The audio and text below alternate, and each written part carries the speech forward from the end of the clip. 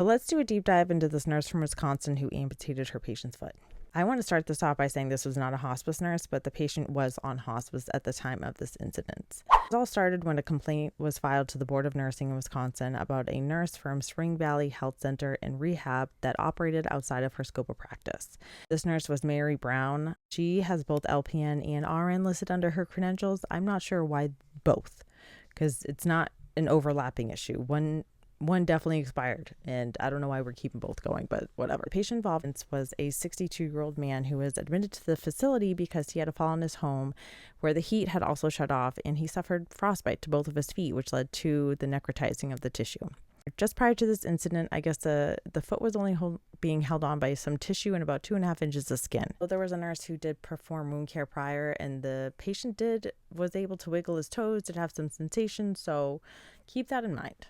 And now Nurse Mary thought it was a great idea to take it upon herself to, help this patient out and take the foot off, because that's within our scope of practice. She did speak to other nurses about doing this beforehand, by the way. It was not like people were unaware. And there were also nurses present at the time of this amputation. Nobody told her to stop. For those who don't know, nurses can't amputate things. No, we can't. And those who have worked in healthcare know that we have a lot of patients, especially those who suffer from diabetic neuropathy, where things just fall off and we just redress the wound and we go on about and things are usually okay. But unfortunately, that's not what happened to this patient. When Nurse Mary decided it was a good idea to take it upon herself to amputate his foot, she used bandage scissors to cut through the tendon and the leftover skin, without ever contacting a physician or anyone to let them know that this was happening. Regardless, even if she did contact a physician, it is still out of her scope of practice to amputate a foot. And reports say that 2 days after the amputation occurred, a nurse asked about the amputation, how the patient felt, and the patient stated that they could feel everything throughout the entire amputation. That's absolutely heartbreaking to me. Not only are you doing this without oversight of a physician or anything, you're doing it in a very brutal, almost medieval way of just using bandage scissors and not even making sure that the patient is comfortable the entire time.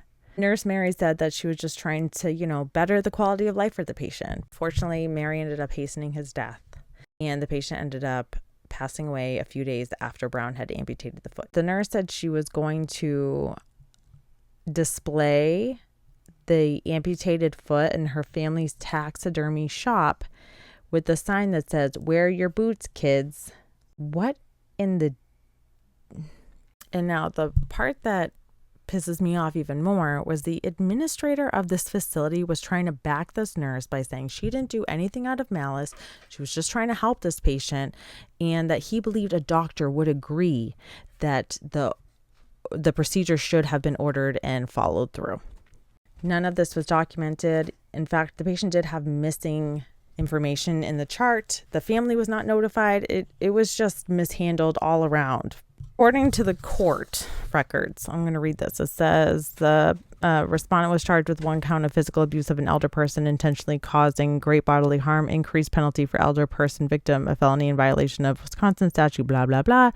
1 count of mayhem, increased penalty for elder person victim, a felony in violation of Wisconsin's, blah, blah, blah. So that's what she was initially charged with. Now, at the time, she was facing up to 40 years in prison and up to $100,000 in fines. This is what's going to piss everybody off. Brown pleaded no contest, right, to a misdemeanor charge of negligently abusing a patient. She agreed to pay the $443 in court costs and will agree to any disciplinary action proposed by the state's Board of Nursing. I don't know if they took her license away or not, but she is not going to face any jail time for this. What? No jail time. I can't find anywhere if they performed an autopsy on this man, and maybe there was no way to prove that what Brown did actually hastened his death. But hello, I'm so confused why Redonda Vaught faced such a higher charge for her negligence when this person willingly put this patient at danger and went outside of her scope of practice and did all of these things. It looks like the admin was kind of involved in covering it up somehow. It was totally okay with this nurse doing it, but she is facing so much of a lesser charge, and I'm unaware if the Board of Nursing is even taking any action on her license. So That's the story of Nurse Brown and what the fuck is this place called? Spring Valley Health and Rehab Center. Wild. Anyway, follow for more. Love you. Bye.